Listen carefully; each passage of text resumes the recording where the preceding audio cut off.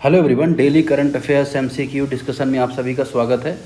19 मई 2026 के हम यहाँ पे एमसीक्यू डिस्कशन करेंगे। बहुत सारे इंपॉर्टेंट टॉपिक हैं, चाहे नॉर्डिक देशों में जो मोदी जी की यात्रा चल रही है, तुंगभद्रा रिवर में जो डैम बन रहा है उसको लेके हो आर्टिकल हो, नॉर्वे और भारत के बीच जो समिट्स हो रहा है उसको लेके हो, या नया रेलवे जो प्रोजेक्ट शुरुआत हुई है कहाँ पे हुई है, फर्टिलाइजर सब्सिडी को लेके क्या इशू आया है, तो इन सारे टॉपिक को आज हम यहाँ पे डिटेल से एनालिसिस करेंगे। आइए शुरुआत करते हैं, बात करते हैं आज के पहले टॉपिक की। आपकी स्क्रीन के सामने कुछ आर्टिकल दिख रहे हैं जो लगातार न्यूज़ में बने हुए हैं। पहला जो आर्टिकल आपको यहाँ पे देखने को मिला वो क्या कह रहा है कि पीएम मोदी रीच रोम आफ्टर नॉर्डिक समिट। अभी क्या हुआ है ना कि मोदी जी की यात्रा हुई है नॉर्डिक कंट्रीज़ में। नॉर्डिक कंट्रीज़ अगर आपको नहीं पता तो मैं आपको बताऊंगा क्या होती हैं, है ना। नॉर्डिक कंट्रीज़ क्या होती है, स्कैंडिनेवियन कंट्रीज़ क्या होती हैं, है ना। साथ ही अगर आप देखोगे जो इटली की पीएम हैं जियोर्जिया मेलोनी, उनसे मुलाकात हुई। यूरोपियन कंट्री में मोदी जी की विजिट चल रही है। तो ओवरऑल इस विजिट का, इस पूरी का पर्पज़ क्या है ये भी हम यहाँ पे देखेंगे। नॉर्डिक कंट्रीज़ क्या है, यहाँ पे आर्कटिक काउंसिल क्यों न्यूज़ में आया ये भी हम यहाँ पे देखेंगे। आर्कटिक काउंसिल में कितने मेंबर होते हैं, कौन कौन सी कंट्रीज होते हैं आर्कटिक काउंसिल में, मैपिंग भी हम सब कुछ यहाँ पे डिटेल में एनालिसिस करेंगे। साथ ही लास्ट में हम यहाँ पर क्या करेंगे, प्रैक्टिस क्वेश्चन भी यहाँ पे सॉल्व करेंगे किसके संबंध में, नॉर्डिक कंट्रीज के संबंध में। तो चलिए शुरुआत करते हैं, बात करते हैं न्यूज़ की। तो न्यूज़ तो आपको यहाँ पे आपने देख ही लिया कि अभी क्या हो रहा है कि भारत का अगर हम देखें इंडो नॉर्डिक समिट यहाँ पे ओस्लो में कंडक्ट हुआ। तो ओस्लो कहाँ पे ये आपको पता होना चाहिए। तो नॉर्वे की जो कैपिटल है उसे ओस्लो कहा जाता है। कहाँ पे, नॉर्वे की जो कैपिटल है उसे ओस्लो कहा जाता है। पीएम मोदी जी का पार्टिसिपेशन यहाँ पे देखने को मिला इंडिया नॉर्डिक समिट में, ठीक है। अब अगर हम बात की जाए कि नॉर्डिक कंट्रीज कौन कौन सी होती हैं, ये प्रीलिम्स का पहला इंपॉर्टेंट टॉपिक बनता है। तो उसमें आपको पता होना चाहिए पहली इंपॉर्टेंट कंट्री है नॉर्वे, दूसरी है स्वीडन, तीसरी है डेनमार्क, चौथी है फिनलैंड और पांचवी है आइसलैंड।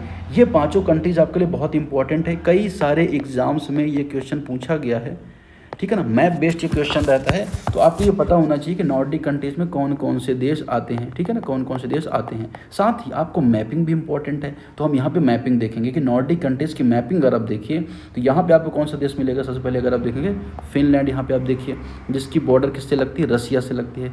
फिर यहाँ पर आपको स्वीडन देखने को मिलेगा जिसकी बॉर्डर फिनलैंड से और नॉर्वे दोनों से लगती है, ठीक है ना। फिर यहाँ पे आइसलैंड हो गया, ठीक है ना। चौथा देश आपको देखने को मिलेगा डेनमार्क, ठीक है। और पांचवा देश कौन सा है अगर आप यहाँ पे देखें तो पांचवा देश से आपको मिलेगा आइसलैंड, ठीक। कौन सा देश है, आइसलैंड तो देख लिया 1 2 3 4 5, ठीक है। तो 5 देश यहाँ पे हो गए, Iceland, Norway, Sweden, Finland, Denmark. अब देखो यहाँ पे आर्कटिक सर्कल भी पड़ता है, इसके भी इसे हम यहाँ पे देखेंगे। लेकिन आपको थोड़ा सा ये लोकेशन जानना जरूरी हो जाता है। ये अटलांटिक जो सी है, अटलांटिक सी के ये नॉर्थ ईस्ट वाले रीजन में ये सारी कंट्रीज देखने को मिलेंगी, ठीक है ना। और यूरोप का ही पार्टी कंट्रीज मानी जाती हैं। ये जो पूरा मैप है ये यूके का मैप है, यूनाइटेड किंगडम का मैप है, ये नॉर्डिक कंट्रीज का पार्ट नहीं है, ठीक है। तो ये बात आप यहाँ आपको याद रखनी है। साथ ही ये दो लोकेशन है, स्वालबर्ड ये नॉर्वे का पार्ट है और ये ग्रीनलैंड जो है दुनिया का सबसे बड़ा आइलैंड, सबसे बड़ा आइलैंड वो किसका पार्ट है, वो नॉर्वे का पार्ट, सॉरी डेनमार्क का पार्ट है। किसका, डेनमार्क का। डेनमार्क यहाँ पर है, ठीक है। तो ये आपने यहाँ पर क्या समझा कि मोदी जी की समिट हो रही है तो न्यूज़ में क्यों था। दूसरा कि जो कौन कौन से देश आते हैं, तो ये जोग्राफिकल जो एस्पेक्ट्स है, पॉलिटिकल एस्पेक्ट्स आपने यहाँ पर देख लिया। अब अगर हम देखेंगे कि आखिर ये पूरी जो यात्रा हो रही है इसका पर्पज़ क्या है, तो पूरी यात्रा का पर्पज़ अगर आप देखोगे तो ग्रीन जो टेक्नोलॉजी है, इनोवेशन है, स्ट्रेटेजिक पार्टनरशिप है, उसको बढ़ाना। क्योंकि ये जो सारे कंट्रीज है ना ये ग्रीन एनर्जी पर बहुत ज़्यादा फोकस्ड हैं, ग्रीन एनर्जी, रिन्यूएबल एनर्जी पर। कल मैंने एक पूरा लेक्चर लिया था कि ग्रीन एनर्जी क्यों इशू बन रहा है और मोदी जी की जो यात्रा हुई है क्यों हुई है, क्यों भारत में स्टोरेज कैपेसिटी नहीं है। सोलर एनर्जी इतनी ज़्यादा हम काम कर रहे हैं लेकिन उसके बाद भी हम यहाँ पे क्या समस्या आ रही है कि हम 500 गीगावाट जो सोलर एनर्जी का टारगेट है या 2070 तक का जो हमारा नेट जीरो का टारगेट है उसमें हमें चैलेंज देखने को मिल रहा है। तो अभी आप चैनल में जाइए और उस वीडियो को पूरा देख लीजिए। ग्रीन एनर्जी बहुत इंपॉर्टेंट है, किसी भी एग्जाम के मेंस में भी इंपॉर्टेंट है और प्रीलिम्स में भी इंपॉर्टेंट है। तो ये जो पार्टनरशिप है ग्रीन टेक्नोलॉजी की जो फोकस करेगी ग्रीन हाइड्रोजन एनर्जी पर, रिन्यूएबल एनर्जी पर, कार्बन न्यूट्रलिटी पर, सस्टेनेबल अर्बन डेवलपमेंट पर कि शहर अच्छे से विकसित हों। क्योंकि यहाँ पे अगर आप देखोगे लिविंग स्टैंडर्ड लोगों को बहुत अच्छा है, हैप्पीनेस इंडेक्स में बहुत आगे हैं, क्लाइमेट रिजिलेंट इंफ्रास्ट्रक्चर बनाने में बहुत आगे हैं, क्लीन मोबिलिटी यहाँ पे, साइकिल का यूज, ये सारा यहाँ पे आपको देखने को मिलेगा नॉर्डिक कंट्रीज़ में, ठीक है। तो ये बात आपको यहाँ पे याद रखनी है। साथ ही ट्रेड एंड जो इन्वेस्टमेंट एक्सपेंशन भी मोदी जी का ने यहाँ पे हाईलाइट किया कि जो नॉर्डिक कंट्रीज़ हैं उनका India increase by nearly 200% in last decade, है ना। तो इंडिया का जो इन्वेस्टमेंट है यहाँ पे 200% के आसपास बढ़ा है। फोकस है सेमीकंडक्टर पर, एआई पर, क्लीन एनर्जी पर, मैरीटाइम टेक्नोलॉजी पर, डिजिटल इनोवेशन पर, इलेक्ट्रिक मोबिलिटी पर। तो ये सारे फोकस एरिया है, ये पूरा ओवरऑल एनालिसिस आपको यहाँ पे देखने को मिलेगा। अब यहाँ पर एक और क्वेश्चन बनता है इंपॉर्टेंट, वो बनता है आर्कटिक काउंसिल को लेके। आर्कटिक काउंसिल को लेके प्रीलिम्स में क्वेश्चन पूछे जा सकते हैं, ठीक है ना, किसको लेके, आर्कटिक काउंसिल को लेके। तो आर्कटिक काउंसिल क्या है, इसको हम यहाँ पे डिटेल से, आर्कटिक काउंसिल बहुत ज़्यादा न्यूज में रहता है और यूपीएससी के प्रीलिम्स में जो मैपिंग सेगमेंट है ना, यूपीएससी का फेवरेट एरिया है कि मैपिंग में फंसा दो बच्चों को, है ना। तो हम क्या करेंगे, फंसने वाले नहीं हैं, हम क्या करेंगे, पूरी मैपिंग को बेहतर तरीके से कर लेंगे जिससे कोई भी चांस ना रहे। अब यहाँ पर जो आर्कटिक काउंसिल की बात होती है तो यहाँ पर दो चीज़ें इंपॉर्टेंट हो जाती हैं। एक तो जो डिक्लेरेशन है, कब इस्टेब्लिशमेंट किया गया है, इंडिया इसका मेंबर है या नहीं है, साथ ही इस काउंसिल का मैप, ये बहुत इंपॉर्टेंट हो जाता है। तो सबसे पहले हम यहाँ पे देख लेते हैं कि आखिर इसको इस्टेब्लिश कब किया गया था। तो 1996 में इसको इस्टेब्लिश किया जाता है आर्कटिक काउंसिल को, और इसके लिए ओटावा डिक्लेरेशन होती है, ओटावा घोषणा पत्र जिसे कहते हैं, यहाँ पे होती है, ठीक है। तो एक तो नॉर्डिक कंट्रीज़ का जो हम आर्टिकल देख रहे थे उसी के पार्ट, उसी के सेगमेंट में हम यहाँ पे देख भी रहे हैं। तो ओटावा डिक्लेरेशन का संबंध आर्कटिक काउंसिल से है, पहला तो ये इंपॉर्टेंट है। अब ये किस तरह की बॉडी है आपको पता होना चाहिए। तो इंटर गवर्नमेंटल फोरम है आर्कटिक रीजन में, जिसका पर्पज है इन्वायरमेंट प्रोटेक्ट करना आर्कटिक रीजन में, जिससे जो बर्फ़ पिघल रही वो कम पिघले, सस्टेनेबल डेवलपमेंट को प्रमोट करना, साइंटिफिक कोऑपरेशन को प्रमोट करना। अब हम बात करेंगे आर्कटिक काउंसिल में कौन कौन से मेंबर हैं। अब अगर आप देखो यहाँ पे ये जो सर्कल है इसे आर्कटिक सर्कल बोला जा रहा है, इस सर्कल को क्या बोला जाता है, आर्कटिक सर्कल बोला जाता है। तो मैं यहाँ पे एक बार सर्कल आपके लिए फिर से बना देता हूँ, ठीक है। अब ये आर्कटिक सर्कल, इसमें कौन कौन से देश आपको यहाँ पे देखने को मिलेंगे। तो आप सबसे बड़ा देश देखो रशिया, 8 देश आपको आर्कटिक सर्कल में देखने को मिलेंगे। सबसे पहला देश, सबसे बड़ा देश है रशिया, रशिया नहीं लगभग आधा आर्कटिक काउंसिल के आसपास है। फिर यहाँ पर दूसरा कंट्री आता है फिनलैंड, तीसरा कंट्री आता है स्वीडन, चौथा कंट्री आता है नॉर्वे, पाँचवा कंट्री आता है कौन, आइसलैंड, छठा कंट्री डेनमार्क। डेनमार्क क्यों, क्योंकि यहाँ पे जो वाला जो डेनमार्क है वो तो नहीं लगता, लेकिन ये जो रीजन है आइस डेनमार्क का, ग्रीनलैंड वाला, ये यहाँ पे लगता है। तो डेनमार्क छठा कंट्री, कनाडा 7वां कंट्री और यूएस 8वां कंट्री। तो 8 देश हैं जिन्होंने आर्कटिक ओशियन को या नॉर्थ पोल को चारों तरफ से घेर रखा है। ये मान चलो आप अर्थ है ना, तो ये वाला रीजन आपको और नॉर्थ पोल देखने को मिलेगा। तो इसके आसपास के रीजन आपको देखने को मिलेगी आर्कटिक काउंसिल में। ये सारी कंट्रीज बहुत इंपॉर्टेंट, आपको यहाँ पे याद रखना है कौन कौन से देश आर्कटिक काउंसिल का पार्ट माने जाते हैं। अब अगर आप देखो कि इंडिया आर्कटिक काउंसिल के साथ कैसे पार्टिसिपेट कर रहा है, तो इंडिया आर्कटिक काउंसिल का परमानेंट मेंबर नहीं है। ये आप यहाँ पे याद रखना, ऐसे नोट्स बना के काट लिया करो। जिस चीज़ का सदस्य भारत नहीं है ना, तो उसमें सदस्य लिखे काट लिया करो कि India is not the permanent member of Arctic council. India only got observer status in 2013 में भारत को ऑब्जर्वर या पर्यवेक्षक का दर्जा, किसका दर्जा, पर्यवेक्षक का दर्जा यहाँ पर मिला है भारत को आर्कटिक काउंसिल के संबंध में। अब भारत क्यों इंटरेस्टेड है, क्योंकि आपको पता है कि जब बर्फ़ पिघल रही है तो इससे ओशियन लेवल बहुत ऊपर आ रहा है। ओशियन लेवल ऊपर आ रहा है तो भारत के जो कोस्टल रीजन वाली शहर हैं, चाहे मुंबई की बात करें, गोवा की बात करें, विशाखापट्टनम की बात करें, कोलकाता की बात करें, ये शहर डूबने की कगार पर आ सकते हैं। तो हमें क्लाइमेट चेंज पर रिसर्च करनी है जिससे जो आइस मेल्टिंग है वो कम हो सके। तो इसके लिए आर्कटिक जो साइंटिफिक स्टडीज़ है उसकी इंपॉर्टेंस हो जाती है।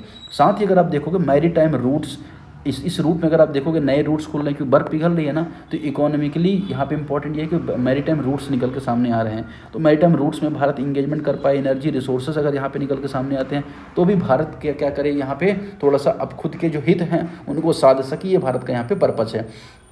ये बात होती है किसके संबंध में, आर्कटिक काउंसिल के संबंध में। तो आपने यहाँ पे इंडिया आर्कटिक काउंसिल के रिलेशन देख ले, आपने यहाँ पे मैपिंग देख ली, आपने यहाँ पर क्या देख लिया, आर्कटिक जो काउंसिल है उसकी स्टैब्लिशमेंट देख ली। अभी रिसेंट में अगर आप देखोगे तो मोदी जी की यात्रा हुई है, जिस संबंध में अगर आप देखोगे नॉर्डिक कंट्रीज़ में, तो वहाँ पे ओस्लो जो समिट हुआ वहाँ पर मोदी जी की यात्रा हुई, और इस ओस्लो समिट में बात हुई कि किस तरह से नॉर्डिक कंट्रीज़ का, अर्थात Norway, Sweden, Denmark, Finland, Iceland, इन कंट्रीज़ की जो पार्टिसिपेशन है भारत के साथ किस तरह से बेहतर हो सकती है। ये सारा मैपिंग है नॉर्डिक कंट्रीज़ का, है ना। तो किस तरह से भारत की participation hydrogen energy, clean energy, renewable energy में हो सकती है, इन सारी बातों पर चर्चा यहाँ पर हुई। मेंस में क्वेश्चन यहाँ पे डायरेक्टली बन सकता है किस तरह से, प्रीलिम्स तो हम अभी सॉल्व करेंगे, मेंस में क्वेश्चन बनेगा एग्जामिन द सिग्निफिकेंस, महत्व को एनालिसिस जांच कीजिए, इंडिया नॉर्डिक पार्टनरशिप, भारत और नॉर्डिक जो पार्टनरशिप है, साझेदारी है, उसकी जो महत्व उसको आप जांच कीजिए। साथ ही strengthening India's role Arctic and blue economy या नीली अर्थव्यवस्था जो है ना, जिसमें समुद्र आधारित अर्थव्यवस्था जिसे कहते हैं। साथ ही आर्कटिक रीजन में भारत का रोल के लिए कितनी इंपॉर्टेंस है ये विजिट, इसको भी आपको एनालिसिस करना है। मेंस का 250 वर्ड्स में क्वेश्चन है, आपको यहाँ पे क्या करना है, आंसर राइटिंग करना है। आंसर राइटिंग अगर आप करते हो और अगर आप लिखते हो तो आप मुझे डायरेक्टली इस नंबर पर भेज सकते हो, और इस नंबर पे मैं क्या है कि जब भी मैं टाइम पाऊंगा तो उस आंसर को आपके रिव्यू भी करूंगा, ठीक है। तो ये आपको यहाँ पे याद रखना है। अब हम बात कर लेते हैं प्रीलिम्स के 2 क्वेश्चंस की। पहला क्वेश्चन यहाँ पे पहले हम यहाँ पर देख लेते हैं। पहला क्वेश्चन यहाँ पे आई थिंक यही क्वेश्चन सेम होगा, मे बी मैं चेक कर लेता हूँ। डेनमार्क नहीं, अलग अलग, चलिए देख लेते हैं। पहला क्वेश्चन यहाँ पे कह रहा है इसके संबंध में, Nordic region include Denmark, Finland, Iceland, Norway and Sweden. Nordic क्षेत्र में Denmark, Finland, Iceland, Norway, Sweden आते हैं। ये बात यहाँ पे करेक्ट है, इसमें कोई भी मतलब किंतु परंतु या कोई भी दो राय की बात तो है नहीं, ठीक है ना। तो ये बात यहाँ पे करेक्ट हो जाती है। दूसरा अगर आप यहाँ पे देखोगे दूसरा क्या यहाँ पे इंपॉर्टेंट हो जाता है, दूसरा ये है कि स्कैंडिनेवियन कंट्रीज केवल नॉर्वे, स्वीडन और डेनमार्क के संबंध में होता है। तो क्या स्कैंडिनेवियन कंट्रीज सिर्फ नॉर्वे, स्वीडन, फिनलैंड के संबंध में होता है, सॉरी मतलब डेनमार्क के संबंध में बोला जाता है स्कैंडिनेवियन कंट्रीज को, ठीक है। तीसरा कि सभी नॉर्डिक देश यूरोपीय यूनियन देश के सदस्य हैं। अब इन तीनों में सही आंसर कौन सा हो जाएगा, वो है 1 और 2। यहाँ पे जो बात आ रही है तीसरा स्टेटमेंट की, ये इनकरेक्ट है। क्यों इनकरेक्ट है, क्योंकि अगर आप देखोगे जो नॉर्वे और आइसलैंड है ये ईयू के मेंबर नहीं है। तो नॉर्वे जो कंट्री है ना, और आइसलैंड जो कंट्री है ये यूरोपियन यूनियन के मेंबर नहीं हैं। ये बात आपको यहाँ पे याद रखनी है, ठीक है। अब नॉर्डिक रीजन स्कैंडिनेविया में फ़र्क है। स्कैंडिनेवियन जो कंट्रीज होती हैं ना, उनमें कौन कौन से देश आते हैं, नॉर्वे, स्वीडन और डेनमार्क। नॉर्वे, स्वीडन और डेनमार्क ये स्कैंडिनेवियन कंट्रीज़ में आते हैं, ठीक है ना। लेकिन नॉर्डिक ये मतलब अगर बात करें तो ये स्कैंडिनेवियन कंट्रीज़ में आते हैं, ठीक है। मतलब क्या कि जो स्कैंडिनेवियन जो है ना वो नॉर्डिक कंट्रीज का एक पार्ट है। मतलब ये नॉर्डिक कंट्रीज हो गई है ना, जिसमें आ गई 5 देश, ये डेनमार्क है, फिनलैंड, आइसलैंड है, नॉर्वे, स्वीडन है। उसी के अंदर स्कैंडिनेवियन कंट्रीज आ जाएंगी, जिसमें 3 देश आ जाएंगे। 3 देश कौन कौन से आ जाएंगे, पहला देश आ जाएगा नॉर्वे, दूसरा देश है डेनमार्क, तीसरा है स्वीडन, ठीक है। तो सही आंसर क्या हो जाएगा, 1 और 2 इसका। अगला जो टॉपिक बनेगा तुंगभद्रा रिवर के संबंध में बनेगा। हम यहाँ पर बात कर लेंगे किसके बारे में, तुंगभद्रा डैम के बारे में। Tungabhadra dam in news over restoration and infrastructure upgrades. Tungabhadra जो डैम है न्यूज में था, रिस्टोरेशन एंड इंफ्रास्ट्रक्चर जो अपग्रेड्स है उसके संबंध में। तुंगभद्रा डैम में recently be news regarding restoration replacement of crest dam is important multipurpose. तो देखिए ये जो डैम है न्यूज में था, बहुत ज़्यादा इसका चर्चा में, मतलब कि ये डैम के बारे में थोड़ा सा हम जान लेते हैं। तुंगभद्रा रिवर के भी बारे में हम यहाँ पे जानेंगे। एक पुराना वीडियो है जिससे मैं यहाँ पे अटैच कर दूंगा, जिससे आपको तुंगभद्रा रिवर के बारे में जानकारी मिल जाएगी। अगर आप MCQ वीडियो देख रहे हैं तो आपको सेपरेट एक वीडियो मिल जाएगा तुंगभद्रा रिवर के संबंध में। तो यहाँ पर बात ये हो रही है कि जो डैम है ये न्यूज़ में था, ठीक है ना, क्योंकि यहाँ पर अगर आप देखोगे तो यहाँ पे एक नया सिस्टम इंट्रोड्यूस किया गया है, जिसकी वजह से डैम का जो फ्लो है वो सारी चीज़ें मेंटेन की जाएंगी। अब यहाँ पे इंपॉर्टेंट ये हो जाता है कि तुंगभद्रा रिवर जो है ये यहाँ पे मैप मैंने लगा रखा है, रिवर्स इनसाइट ने इसको मैप को बनाया है, बहुत अच्छा मैप है। तो यहाँ पर अगर आप देखोगे ये कृष्णा नदी जा रही है। कृष्णा नदी जो कहाँ से निकलती है, त्र्यंबकेश्वर से निकलती है। त्र्यंबकेश्वर से निकलती है कृष्णा नदी। जब कृष्णा नदी त्र्यंबकेश्वर से निकलती है तो उसमें एक राइट बैंक ट्रिब्यूटरी मिलती है जो तुंगा और भद्रा 2 रूप में आती है। तुंगरा और भद्रा रूप में तुंगभद्रा आती है, वो जो कृष्णा नदी है उसमें जाके मिल जाती है।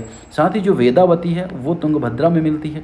तो मतलब अगर आप देखोगे ना, ये वेदावती जा रही है, तुंगभद्रा जा रही है, तुंगभद्रा में वेदावती मिली है, फिर ये कृष्णा जो आ रही है उसमें क्या मिले, तुंगभद्रा जाके मिल रही है। तो ये तुंगभद्रा रिवर के बारे में थोड़ा सा जानना आपकी ज़रूरी हो जाता है। अब उस पर बहुत सारे डैम बने हैं, ठीक है, जैसे तुंगभद्रा रिवर पर मल्टीपल डैम बने हैं। ये जो डैम बना है तुंगभद्रा पर, ये कर्नाटक और आंध्र प्रदेश, किसके संबंध में, कर्नाटक और आंध्र प्रदेश की जो पानी की समस्या है उसको दूर करने के लिए इस बांध का निर्माण यहाँ पर किया गया है, ठीक है। अब यहाँ पे डिटेल से एक वीडियो मैं आपको अलग से प्रोवाइड करवा दूंगा तुंगभद्रा के संबंध में। इसके संबंध में अगर आप देखोगे क्वेश्चन यहाँ पे क्या बन रहा है, क्वेश्चन यहाँ पे बन रहा है कि तुंगभद्रा किस नदी की प्रमुख सहायक नदी है। तो तुंगभद्रा कृष्णा नदी की सहायक नदी है। इसके अलावा जो अलग नदी कावेरी नदी है, नर्मदा नदी है जो मध्य प्रदेश कमरकंटक से निकलती है, 1312 उसकी लंबाई है, और जो अरब सागर की खंभात की खाड़ी में जाके गिर जाती है। गोदावरी कहाँ से निकलती है, तो गोदावरी नासिक से निकलती है, नासिक से निकलती है गोदावरी। यहाँ पे थोड़ा सा एक लिटिल बिट कन्फ्यूजन है कि जो महाबलेश्वर है वहाँ से आई थिंक निकलती है कृष्णा। गोदावरी त्र्यंबकेश्वर से निकलती है। त्र्यंबकेश्वर अगर नासिक में है तो गोदावरी त्र्यंबकेश्वर से निकलती है, कृष्णा महाबलेश्वर से निकलती है, तो इसको आप करेक्ट कर लीजिएगा। ठीक है, तो इसका सही आंसर यहाँ पे क्या हो जाएगा, सही आंसर यहाँ पे आपको हो जाएगा कौन सा, कृष्णा नदी। ठीक है, नेक्स्ट जो क्वेश्चन है बहुत इजी है। नरेंद्र मोदी जी ने अभी बायलेटरल टॉक की है, कहाँ पे, जोनास गहर जो ओस्लो में है, नार्वे में, उनसे भी टॉक की। और ये जो पूरी वार्ता हुई किस संबंध में रही है, तो ये रही है किसके संबंध में, अगर आप देखो इसका सही आंसर क्या हो जाएगा, इसका सही आंसर हो जाएगा सी, ग्रीन स्ट्रेटजी जो पार्टनरशिप है उसको बढ़ाने के लिए इंडिया और नॉर्वे के मध्य में मोदी जी की ग्रहान ओस्लो की बात, ग्रहान क्या, इसका नाम मैं लिख देता हूँ आपको कन्फ्यूजन ना हो, भूले ना, गहर GAHR, गहर स्टोरे।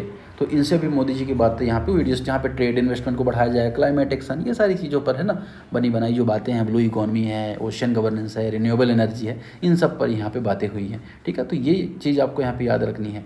अब अगर हम बात करेंगे आगे नेक्स्ट जो क्वेश्चन है उसके संबंध में, तो Arakkonam Chengalpattu railway doubling project in primarily associated with improving which city suburban rail network. Arakkonam Chengalpattu railway doubling परियोजना मुख्य रूप से किस शहर के उपनगरीय रेल नेटवर्क में सुधार से संबंधित है। तो इंडिया रेलवे ने अभी अप्रूव किया है 993 करोड़ का प्रोजेक्ट, अराकोनाम चेंगलपट्टू डबलिंग प्रोजेक्ट। ये जो प्रोजेक्ट है कितना बड़ा है, तो 68 किलोमीटर 68 किलोमीटर लंबा प्रोजेक्ट है, और ये चेन्नई के संबंध में, चेन्नई सब अर्बन रेल नेटवर्क का पार्ट है, जिसका लक्ष्य क्या है, ईज कंजेशन मतलब कि जो भीड़ भाड़ उसको कम करना, इम्प्रूव पंक्चुअलिटी इंप्रूव करना, पैसेंजर और फ्रेट जो है वो बेहतर तरीके से जा सके, सीमेंट वगैरह, ऑटोमोबाइल है, फूड ग्रेन है, प्रॉपरली क्या कर सके, ट्रांसपोर्ट हो सके, उसके संबंध में इंडियन रेलवे ने अराकोनाम चेंगलपट्टू डबलिंग प्रोजेक्ट की शुरुआत यहाँ पर की है। ठीक है, अब बेनिफिट वही बात है कि ये सारी चीज़ें फास्ट हो जाएंगी, मॉडर्नाइजेशन, ट्रांसपोर्ट, ये सब फास्ट हो जाएगा, इंफ्रास्ट्रक्चर बूस्ट होगा, ट्रेड बूस्ट होगा, ये सारी चीज़ें होंगी। तो ये बात आपको यहाँ पे याद रखनी है। ठीक है, अभी किस राज्य में है, तो आपको पता हो तमिलनाडु में, और सदर्न रेलवे का पार्ट माना, दक्षिण रेलवे का पार्ट यहाँ पे माना जाता है। ठीक है, भारत में कितने रेलवे जोन है, आपको यहाँ पे कमेंट सेक्शन में आंसर करके बताना है कि भारत में कितने। फर्टिलाइज़र किस कृषि प्रधान देश की एक आधारभूत चीज़ हो चुकी है। मतलब अगर आप देखोगे कोई भी देश अगर एग्रीकल्चर में आगे बढ़ रहा है तो फर्टिलाइज़र का यूज बहुत ज़्यादा कर रहा है। निश्चित रूप से भारत भी एक कृषि प्रधान देश है, तो भारत में भी जो फर्टिलाइज़र है जिसे हम यूरिया या DAP कहते हैं, इनका यूज किसान बहुत ज़्यादा करते हैं। अब इसको खरीदने के लिए सरकार क्या करती है, विदेशों से आयात करती है ना। तो जहाँ जहाँ से अगर आप देखोगे जो वेस्ट एशियन कंट्रीज है जहाँ पे भी ऑयल के क्राइसिस चल रहे हैं, मैक्सिमम उन्हीं देशों से भारत क्या करता है, फर्टिलाइज़र खरीदता है। जनरली भारत का जो बजट होता है वो फर्टिलाइज़र को लेके इस बार था 1.7 लाख करोड़। ठीक है ना, कि हम इतने का यहाँ सब्सिडी दे देंगे किसानों को जिससे उनको फर्टिलाइज़र मिल जाएगा। लेकिन 70,000 करोड़ के आसपास जो बजट है वो बढ़ गया है, क्योंकि अभी वेस्ट एशिया में क्राइसिस चल रहे हैं, इस वजह से फर्टिलाइज़र की कीमत बढ़ गई है ग्लोबल। जो अब इसके कारण क्या है, तो अगर आप देखोगे इसके कारण पर जाओगे ना, तो ग्लोबल जो सप्लाई डिसरप्शन क्रिएट हो गया है, जिससे गवर्नेंस भी इस्टेब्लिश नहीं हो पा रही है प्रॉपरली, है ना, प्रॉपर ट्रांसपोर्ट नहीं हो पा रहा है, और इस वजह से खरीफ सीजन में भी अगर आप देखोगे सिचुएशन ख़राब होती हुई दिख सकती है। ठीक है, तो ये बात आपको यहाँ पे याद रखनी है किसके संबंध में, इसके संबंध में, फर्टिलाइजर के संबंध में जो रिसेंट में न्यूज़ में था। अब हम क्या कर लेंगे, थोड़ा सा और स्टैटिक को एनालिसिस करेंगे, यहाँ पर देखेंगे कुछ फैक्ट्स को भी देखेंगे, और उसके बाद हम यहाँ पर एक अच्छा सा MCQ सॉल्व करेंगे। हालांकि इस पर मेंस का भी क्वेश्चन बनता है, वो मैं यहाँ पे लिख दूंगा मेंस का क्वेश्चन, आपको यहाँ पे उसको टारगेट करना है। लेकिन चलिए सबसे पहले यहाँ पर देख लेते हैं क्या फर्टिलाइजर के संबंध में क्या क्या चीज़ें इंपॉर्टेंट है। तो एक तो मैंने आपको बता दिया, और जो फर्टिलाइजर होता है इसमें 3 चीज़ों को सब्सिडी दी जाती है। एक तो सब्सिडी दी जाती है यूरिया को सब्सिडी दी जाती है, दूसरी दी जाती है DAP को जिसे डाई अमोनियम फॉस्फेट कहा जाता है, और तीसरा दी जाती है NPK फर्टिलाइजर को, है ना। तो ये 3 फर्टिलाइजर को क्या की जाती है, सब्सिडी दी जाती है। और ये सब्सिडी होती है ये 2 टाइप की होती है। मतलब अगर आप देखोगे तो सब्सिडी का जो टाइप है, सब्सिडी के 2 टाइप आपको देखने को, एक तो यूरिया बेस्ड सब्सिडी है, यूरिया सब्सिडी जिसे कहा जाता है, ये बहुत ही कंट्रोल प्राइसिंग सिस्टम के माध्यम से दी जाती है, अर्थात प्राइस का कंट्रोल रखा जाता है। ठीक है ना। और दूसरा दी जाती है NBS के आधार पर, न्यूट्रिशन बेस्ड सब्सिडी के आधार पर। अब ये जो NBS स्कीम है इसको 2010 में सरकार ने लॉन्च किया था। इसका पर्पज़ क्या था कि जो फॉस्फेट और पोटेशियम जो फर्टिलाइज़र हैं उनको बेहतर तरीके से मैनेज करना। ठीक है, तो ये बात आपको यहाँ पे याद रखनी है। प्रेजेंट में क्यों फर्टिलाइजर के प्राइस बढ़ रहे हैं, क्योंकि जाहिर सी बात है नेचुरल जो गैस है उसका प्राइस यहाँ पे बढ़ता हुआ देखने को मिल रहा है, जियोपॉलिटिकल कन्फ्लिक्ट हो रहे हैं, सप्लाई चेन डिसरप्शन हो गया है ना, सप्लाई चेन डिसरप्शन हो गया है, साथ ही एक्सपोर्ट के संबंध में भी इशू देखने को मिल रहे हैं। अब आपसे अगर मेंस में पूछा जाए तो चैलेंजेस तो आप बता दोगे कि फर्टिलाइजर को लेके क्या क्या चैलेंजेस है। आपसे प्रश्न पूछा जाता है, अभी आप प्रश्न लिख लीजिए कि सब्सिडी, फर्टिलाइजर सब्सिडी भारत की कृषि व्यवस्था को चलाए रखने के लिए बहुत इंपॉर्टेंट है, इसका क्रिटिकली एनालिसिस करिए। तो सबसे पहले तो आप यहाँ पे बता दोगे कि सब्सिडी, ये सिचुएशन है करंट में, फर्टिलाइजर क्यों इंपॉर्टेंट है, क्या क्या दिया जाता है, क्या डाटा है। फिर आप चैलेंजेस यहाँ पे बता दो कि भाई ये चैलेंजेस है यहाँ पे कि ग्लोबल क्राइसिस चल रहे हैं, साथ ही अगर आप देखो डिपेंडेंसी बहुत ज़्यादा है, इम्पोर्ट डिपेंडेंसी ज़्यादा है। लेकिन आपको वे फॉरवर्ड क्या बताना है, तो वे फॉरवर्ड बताना है कि एक तो फर्टिलाइजर का यूज़ कम किया जाना चाहिए, शिफ्ट हमारा ऑर्गेनिक फार्मिंग की तरफ होना चाहिए। साथ ही अगर आप देखोगे कि जो गोबर गैस जो गोबर वगैरह है उनका यूज़ यहाँ पे किया जाना चाहिए। इसके अलावा अगर आप देखोगे तो फूड जो है उसकी भी डाइवर्सिफाई किया जाता है, मोटा अनाज जो है हमारा उसको यहाँ पे प्रमोट करने किए जाने की आवश्यकता है, बाजरा वगैरह है इन सब, क्योंकि भारत में जो फूड सिस्टम है ना वो दाल चावल बेस्ड है, दाल चावल और रोटी। तो यहाँ पर हम क्या करते हैं, फूड थोड़ा डाइवर्सिफाई भी कर सकते हैं, जो भारत में पहले भी खाया जाता था मोटा अनाज को लेके, बाजरा वगैरह को लेके, तो ये भी किए जाने की आवश्यकता है। तो ये सारी चीज़ें आपको यहाँ पे वे फॉरवर्ड में आप बता सकते हो, ठीक है। इससे सरकार का बर्डन भी कम होगा, किसान जो मिट्टी की उर्वरक क्षमता है वो भी खत्म होने से रुकेगी। ये सारी बातें हम यहाँ पे कर लिए। अब हम यहाँ पे एमसीक्यू प्रैक्टिस कर लेते हैं कि भारत में फर्टिलाइजर सब्सिडी के संबंध में आपको विचार करना है। Urea price in India are largely control by the union government. Urea price ज़्यादातर भारत सरकार के द्वारा कंट्रोल की जाती है, इसमें कोई भी दो राय तीन राय की बात है नहीं।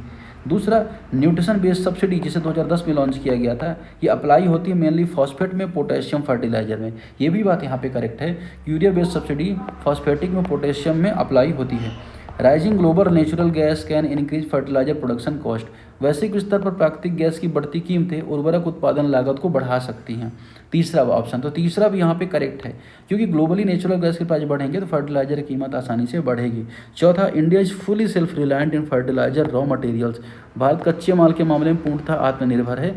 ये बात यहाँ पे इनकरेक्ट है। आपको पता है कि हम हैविली इंपोर्ट करते हैं, खासतौर पे अगर आप देखोगे तो जो हमारा पोटाश है, वो पोटेशियम जिसे कहा जाता है, वो हम कनाडा से इंपोर्ट करते हैं, बेलारूस से इंपोर्ट करते हैं। फिर फॉस्फेट की बात अगर हम बात करें, फॉस्फेट हम कहाँ से, मोरक्को से इंपोर्ट करते हैं, अफ्रीकन कंट्री से। नेचुरल गैस बेस्ड जो यूरिया है, खासतौर पे यूरिया जिसकी समस्या भी देखने को मिली, ये हम कतर से और वेस्ट एशियन कंट्री के अलावा रशिया से भी इंपोर्ट करते हैं, ठीक है। तो ये सारे चैलेंजेज हैं। अब अगर हम बात करेंगे, सरकार ने कुछ स्कीम्स भी लॉन्च कर रखी हैं, स्कीम के बारे में आप यहाँ पे थोड़ा सा देख लो। सरकार ने कौन सी स्कीम लॉन्च की, पीएम प्रणाम योजना, कहाँ गई पीएम प्रणाम योजना।